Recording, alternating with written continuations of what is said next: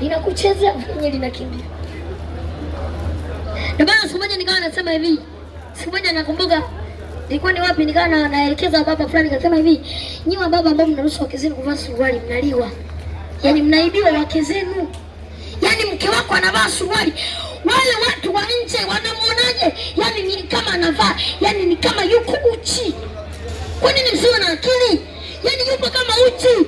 Kwa maana mavazi yakatenganishwa, mama vae gauni.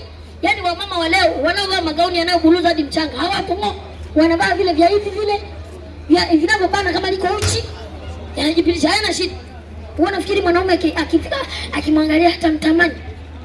Mababa yanatamaa, mababa yaani ana mke lakini aliziki naye, linao mke linasema ngoja nioe mke wa kutulia naye, nikishatulia naye afu baadaye nasema ngoja nioe na mwingine wa pembeni.